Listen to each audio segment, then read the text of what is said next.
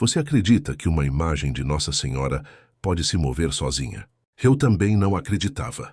Até ver com meus próprios olhos naquela manhã de julho, dentro da minha pequena capela aqui no interior de Minas Gerais. E se me permite, vou contar exatamente como tudo começou. Uma história que talvez ressoe com algo que você também já sentiu. Aquela sensação de que existe algo maior do que podemos ver. Meu nome é Padre Antônio Neves. Tenho 58 anos e durante quase toda a minha vida tenho sido o único padre da Paróquia de Santo Antônio de Serra Azul, um vilarejo escondido entre montanhas e antigas fazendas de café, onde o tempo parece caminhar mais devagar. Esta história não é sobre mim, mas sobre ela. Sobre aquela que cruzou meu caminho, quando eu já acreditava que Deus havia me esquecido. E talvez enquanto você me ouve, possa refletir sobre momentos em sua própria vida em que sentiu que havia sido esquecido também. A Capela de Santo Antônio é como uma senhora de idade, singela, silenciosa, cheia de marcas do tempo. Foi construída pelos bandeirantes no século XVIII, com pedra-sabão e vitrais simples mais encantadores. O altar de jacarandá conserva ainda as marcas das mãos que o esculpiram.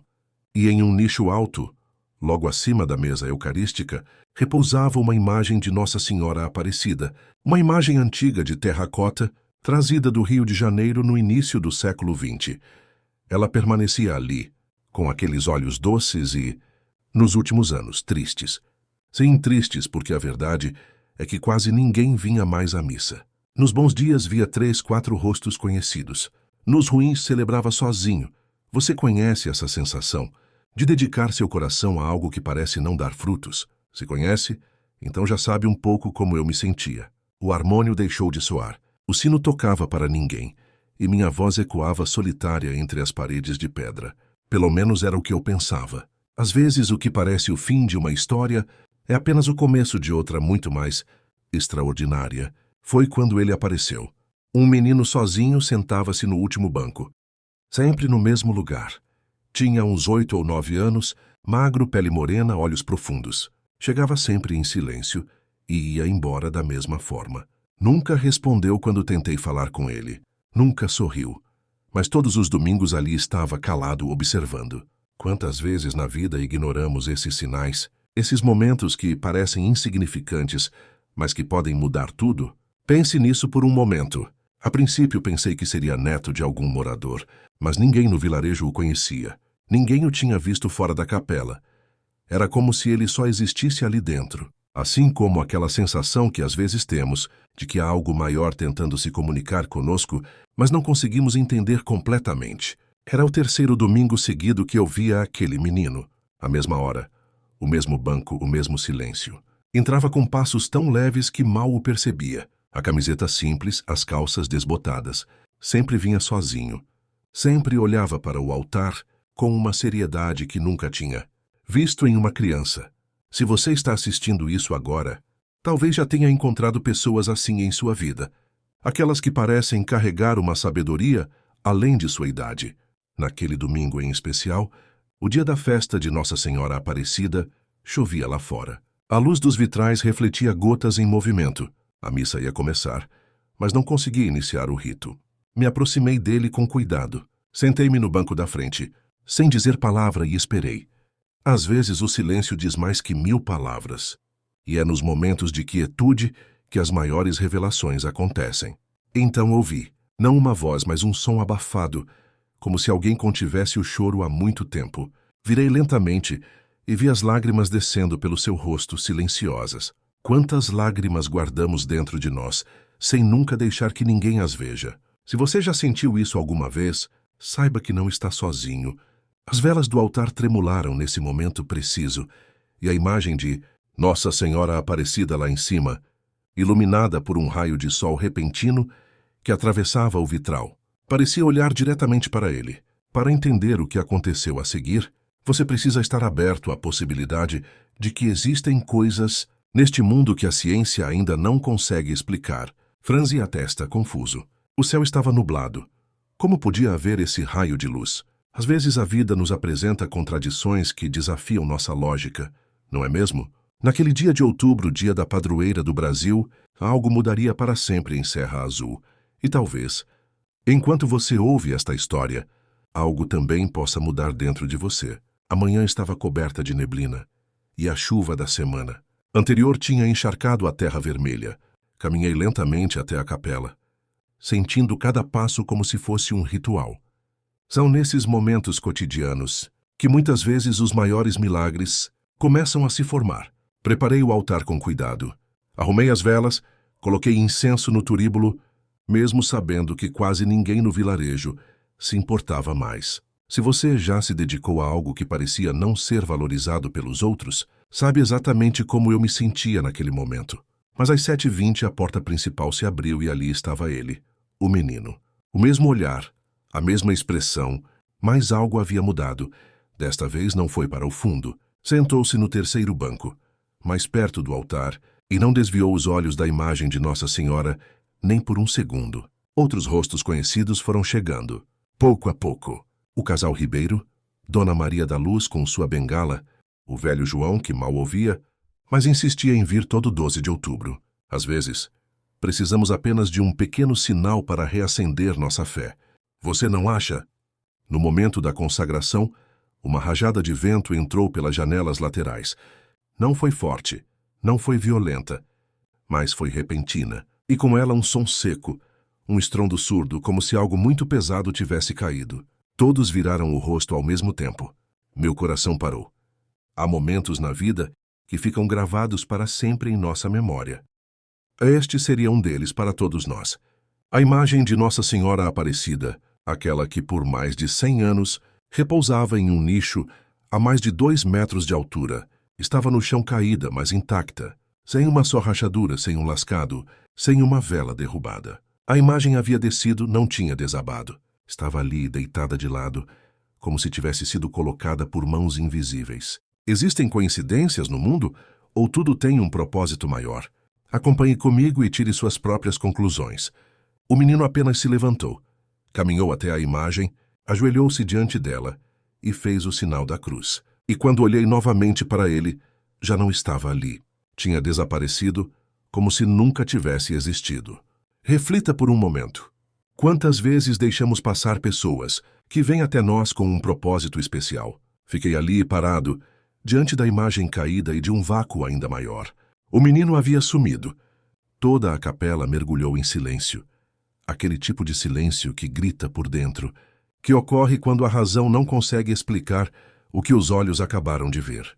Me aproximei da imagem de Nossa Senhora com passos lentos. Meu coração ainda batia com força, como se fosse explodir. As velas tremiam levemente, mas não havia vento algum. Toquei a escultura com reverência. Pesada, fria, mas intacta. Havia caído de mais de 2 metros de altura. Era impossível que não tivesse nenhum arranhão. Mas ali estava ela, inteira, com os olhos mirando para cima, como se ainda contemplasse o céu, com os braços estendidos, como quem acaba de descer por vontade própria. Uma das fiéis, Dona Maria da Luz, se aproximou. Tremia dos pés à cabeça.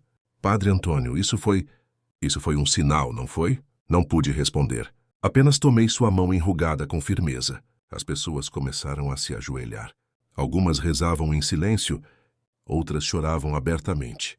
Um homem que eu nunca tinha visto antes entrou na capela, tirou o chapéu com respeito. Ajoelhou-se e começou a rezar o terço sem dizer uma palavra, como se soubesse, como se tivesse sido chamado. Guardei a Eucaristia no sacrário, mas a celebração, naquele momento, já não estava em minhas mãos. Era a Senhora quem conduzia agora. Voltei à sacristia e fechei a porta. Sentei-me no banco de madeira e chorei como uma criança.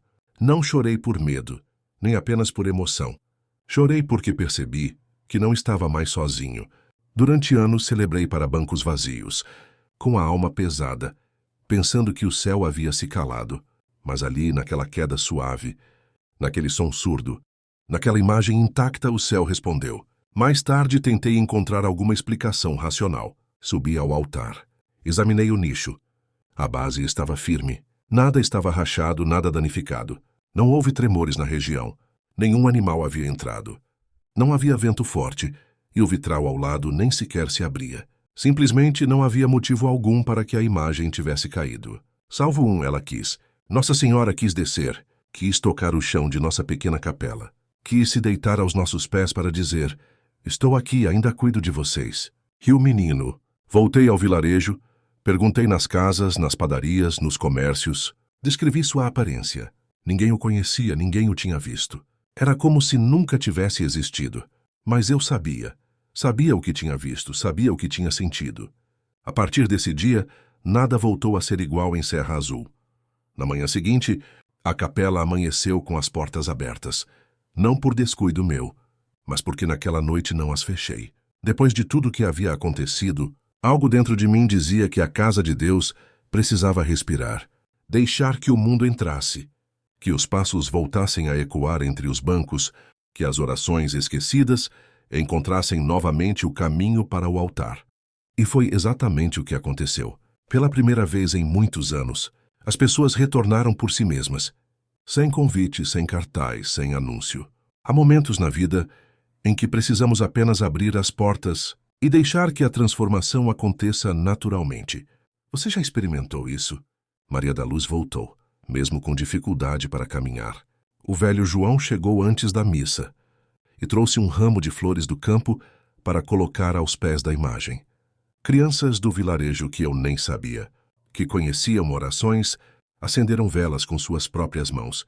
A imagem, embora caída, repousava agora sobre um pequeno altar improvisado, coberto com uma toalha branca e flores simples. E todos queriam vê-la, todos queriam tocá-la. A notícia se espalhou pelo vilarejo como fogo em palha seca. A imagem de Nossa Senhora caiu do alto e não quebrou. O menino apareceu e desapareceu. O padre ficou sem palavras. Chegaram curiosos, chegaram céticos, chegaram devotos. E todos em silêncio. Um silêncio que falava alto. Um silêncio que se espalhava como perfume no ar. As histórias que mais tocam nossos corações são justamente aquelas que desafiam nossa compreensão. Você não concorda? Eu observava tudo com o coração inquieto, mas em paz. Sabia que aquele momento não era meu. Não era fruto de sermões nem de orações bonitas. Era obra dela. Lembrei-me de uma frase que minha avó costumava dizer quando eu era criança. Quando Maria entra em silêncio, é porque o céu está preparando algo grande. E, de fato, tudo estava mudando. A capela, antes vazia, agora estava cheia de passos, velas acesas, vozes baixas. E eu voltei a ser padre com alegria. Não por glória, mas por propósito. Em meio àquele movimento, uma senhora se aproximou de mim. Tinha as mãos calejadas e um terço no bolso do avental. Padre Antônio, disse com os olhos cheios de lágrimas. Eu voltei. Bem-vinda, filha. Perdi a fé quando meu marido morreu há 15 anos. Nunca mais entrei aqui. Mas quando ouvi sobre a imagem e sobre o menino, algo ardeu no meu peito. Foi ela quem me chamou. Minha filha, respondi com a voz embargada. Ela nunca deixou de te amar. A mulher chorou. Chorou como uma filha que retorna ao lar. E nesse instante, compreendi que a imagem não caiu por acidente. Caiu para levantar algo dentro de nós. Algo que estava sepultado, a fé. E eu ainda não sabia.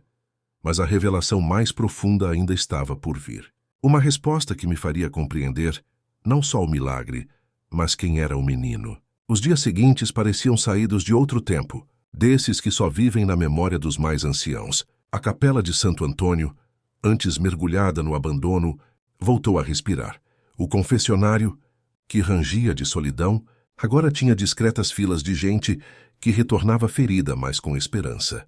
As velas não deixavam de arder.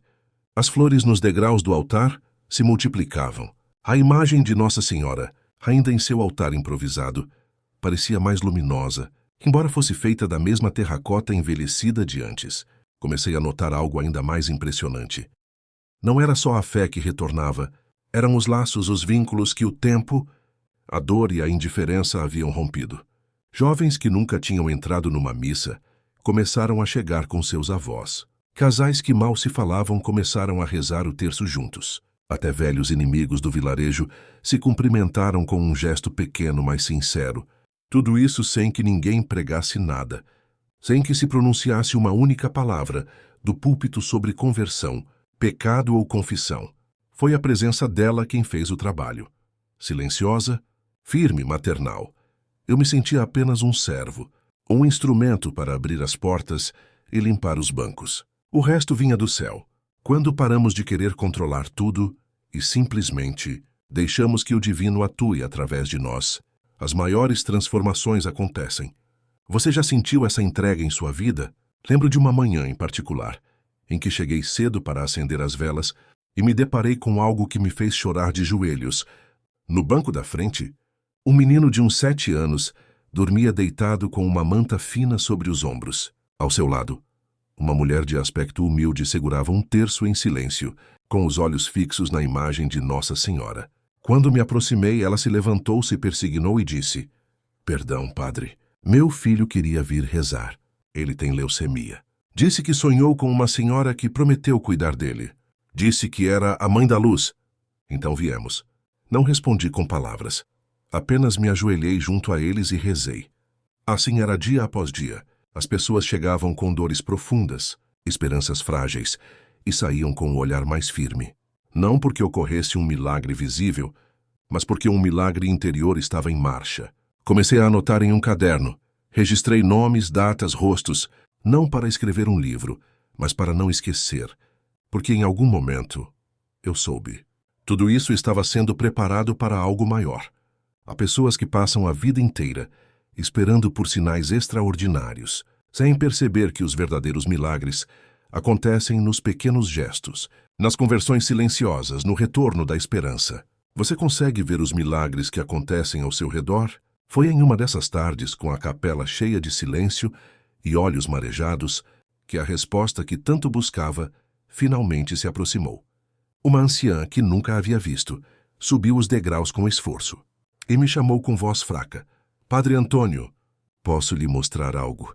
Carregava uma fotografia antiga nas mãos, e ali, na imagem desbotada, estava o menino. O mesmo menino que apareceu na missa, o mesmo que desapareceu após a queda da imagem.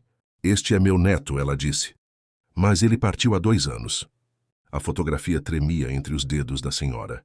O menino da imagem estava ali, sorrindo timidamente, vestindo uma camiseta do Cruzeiro, ao lado de uma bicicleta desgastada. Tinha a mesma expressão doce e séria, os mesmos olhos profundos, os mesmos traços. Era ele, sem dúvida alguma. Sentei-me lentamente no banco da primeira fileira. A senhora sentou-se ao meu lado, com o olhar perdido na imagem de Nossa Senhora. "Seu nome era Gabriel, padre." "Gabriel?" repeti em voz baixa, como quem invoca o nome de um anjo. Tinha 9 anos quando foi levado pela febre. No hospital de Diamantina não conseguiram salvá-lo. Fechei os olhos. Um nó apertava minha garganta. Ela continuou. "Nos últimos meses de vida, ele só falava em voltar à capela. Dizia que sonhava com uma senhora muito bonita, que o chamava de meu pequeno soldado da fé. Ele tinha uma devoção especial por Nossa Senhora Aparecida desde pequenininho. Virei-me para ela sem poder conter a emoção. E a senhora acredita que ele veio aqui?" Ela assentiu lentamente, com os olhos cheios de lágrimas. "Eu acredito, padre, porque no dia em que a imagem caiu, senti que meu coração era arrastado até aqui. Acordei com uma dor no peito. E a única coisa em que conseguia pensar era: vá à capela. Ele está lá." Ela me olhou com doçura e disse com firmeza: "Meu neto, ou sua lembrança, ou talvez sua alma, não sei explicar, mas sei que ele tinha uma missão, mesmo depois de partir." Guardei silêncio, um silêncio cheio de reverência. Ali, naquele instante, compreendi algo que durante dias havia tentado racionalizar. Gabriel não era um visitante comum, era o portador da promessa, o pequeno instrumento de Nossa Senhora, enviado de forma misteriosa para despertar corações adormecidos.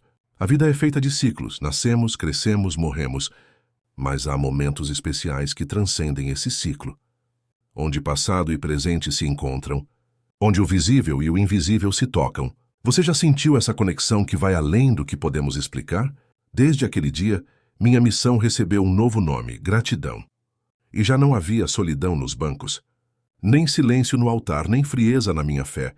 A promessa foi cumprida, mas a história ainda não havia terminado, porque algo ainda mais inesperado estava por acontecer, provando que quando o céu se move, nunca o faz pela metade. Naquela noite, depois de conversar com a avó de Gabriel, não consegui dormir. Fiquei sentado na capela lateral, com os olhos fixos na chama do círio pascal. O silêncio da madrugada era profundo, Apenas o discreto ranger das madeiras antigas e o som distante do vento entre as árvores da praça me faziam companhia. Tantas coisas já haviam acontecido. A imagem de Nossa Senhora desceu sem se quebrar. O menino apareceu e depois desapareceu. Os fiéis retornaram, a fé renasceu, a promessa foi cumprida. E ainda assim havia algo dentro de mim que continuava pulsando, uma intuição, uma certeza sem forma de que aquilo ainda não era o final. Então me levantei e fui ao pequeno arquivo atrás da sacristia.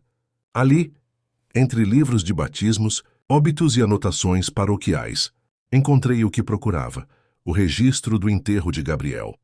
Data 12 de outubro, 2 anos atrás, dia de Nossa Senhora Aparecida. O mesmo dia em que ele apareceu, fechei o livro com as mãos trêmulas. Ajoelhei-me ali mesmo sobre o chão frio e chorei. Não era coincidência. Era propósito, era amor. Gabriel havia retornado exatamente no mesmo dia em que partiu deste mundo e havia escolhido a casa de Deus para fazê-lo. Existem momentos na vida que nos fazem questionar tudo o que acreditávamos saber sobre a realidade. Momentos que abrem fendas no tecido do cotidiano e nos permitem vislumbrar algo maior. Se você já viveu um desses momentos, sabe do que estou falando. O dia seguinte chegou com uma luz diferente. O céu estava claro, sem nuvens. Os sinos soaram com mais força, como se soubessem que algo devia ser anunciado. Às 8 da manhã, Dona Maria da Luz, que mal conseguia andar, chegou com 2 bastões. Tinha os olhos inchados de tanto chorar. Padre, tive um sonho. Diga, filha. Sonhei que o menino me chamava pelo nome.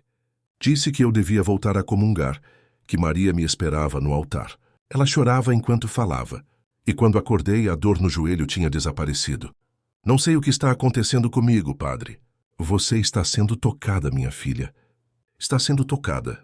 Nessa mesma manhã, um casal que não pisava na capela há mais de 30 anos veio me procurar. Traziam um envelope. Dentro havia uma generosa doação para restaurar o teto da paróquia. Queremos agradecer, disse o homem com lágrimas nos olhos. Nosso filho estava afastado da fé. Depois de ver o que aconteceu aqui, voltou e hoje nos pediu perdão. E acrescentou.